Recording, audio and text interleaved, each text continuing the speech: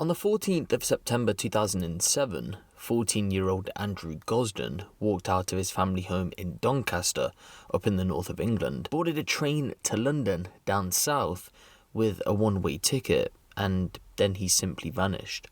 On the morning of his disappearance, Andrew, a gifted student on the Young Gifted and Talented programme at his school, had been irritable, which was out of character for him.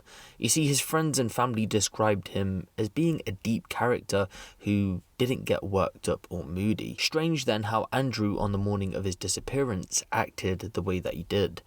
After waking up in the morning and getting ready to go to school, Andrew left his home at around 8:05 a.m, where he was spotted walking across Westfield Park, close by to his home.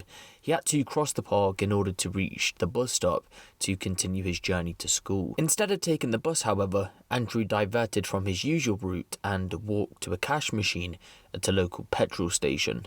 Here he withdrew £200 from his bank account, leaving 14 inside. The full amount may have been what he was looking for, but with the ATM only dispensing £20 notes, he more than likely settled with the 200. But for the second time this September's morning, Andrew acted out of character once again.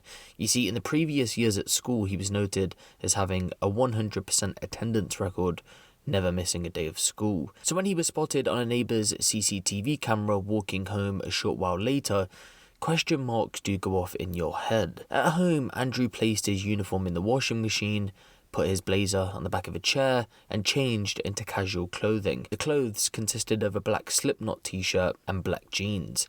After changing, he took his bag off the side, which sported various patches of rock and metal bands, grabbed his keys, wallet, PlayStation Portable, left home, and grabbed a one-way ticket, headed for London. But this is where things start to get a bit more stranger than they already were.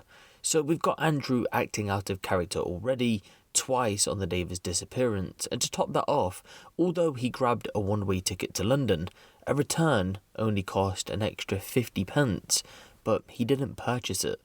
The ticket person would later tell police she specifically made it clear that she insisted he grabbed a return, even if it was just to be on the safe side. He declined. At 9:35 a.m, he was witnessed boarding the train to King's Cross station alone. A woman who sat next to him recalled him being quiet, engrossed in playing his video game console. He was an introvert, it was expected of him. It seems now then maybe he was out of sight of his parents, he began to act like his normal self. When the train pulled into King's Cross station at 11:20 a.m, Andrew walked towards the exit, and 5 minutes later he was captured on CCTV, leaving the station alone. This was the last sighting of him. There are many theories as to what exactly happened to Andrew on that fateful September day, and why he exactly chose to go to London. One initial theory was that Andrew had travelled to take in some of the sights. He was known to have enjoyed London and would visit the capital with his family to see his grandparents, aunts, uncles and cousins who lived there. The only problem was, though, Andrew knew London well and its transport system. He would have been confident navigating his way around the city, so unless someone snatched him up off the street while sightseeing, then that's all it can be, just a theory. Some of the theories suggest that he attended a show by a rock band he was a fan of. Others say that he might have been gay, and with his family being religious, he went to London where he connected with other gay people. He felt more accepted there. But with no concrete proof of why he was in London or his current whereabouts nearly 15 years on, Andrew Gosden still to this day hasn't been found, and detectives all over the internet have been scratching their internet heads, wondering why the 14-year-old boy was in London that day and where he might be today. There had been multiple unconfirmed sightings in London in the days following his disappearance, and until this date, there's been 122 possible sightings from across Britain, but we still don't know where he is. As the years went on, it seemed as if there had been some breakthroughs in the case. In November of 2008, just after 1 year on from his disappearance, a man visited a police station in Herefordshire, West Midlands, using the intercom system to talk to a police officer, stating he had information about Andrew's whereabouts. As it was the evening, the intercom system was in use rather than a staffed reception, so by the time an officer arrived to take details, the man had left. Police later appealed for him to get back in touch, and subsequently an individual claiming to be the man wrote anonymously to the BBC. He gave them a possible sighting of Andrew in Shrewsbury in November of 2008, but police can't confirm if the letter was from the man who rang the intercom system that day. Another came in June of 2018, and this consisted not of a sighting, rather an online conversation with an individual with the username Andy Rue. Andrew's parents had been contacted by a person who said they had been looking into Andrew's case and had been contacted by a user called Andy Rue.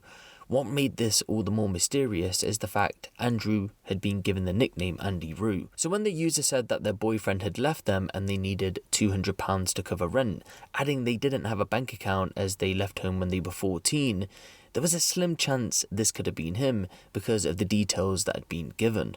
This lead was investigated by detectives, however, and they say an individual was not identified, leaving many to believe that this was some kind of sick joke or troll.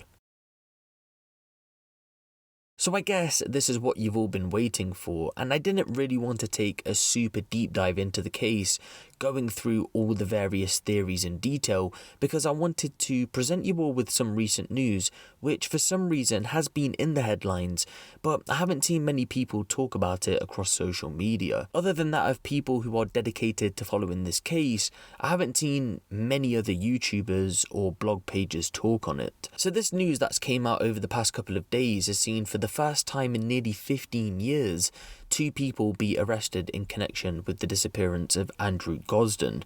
In a recent statement made by the Metropolitan Police, they've come out to say that 2 men aged 38 and 45 have been arrested on suspicion of kidnap, human trafficking and the possession of indecent images of children.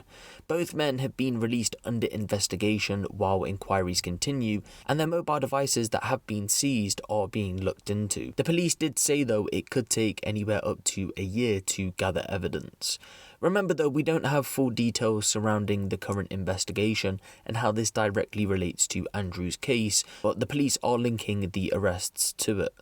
We mustn't jump the gun, however, and start speculating whether these men are responsible for the disappearance of Andrew Gosden, and we must allow the investigation to progress. As it does, I'll be sure to keep you guys posted when I do get updates, but for now, give the video a like for more crime-related content like this, and make sure you hit the subscribe button if you haven't. It's been me, Huncho, and I'll see you in the next one.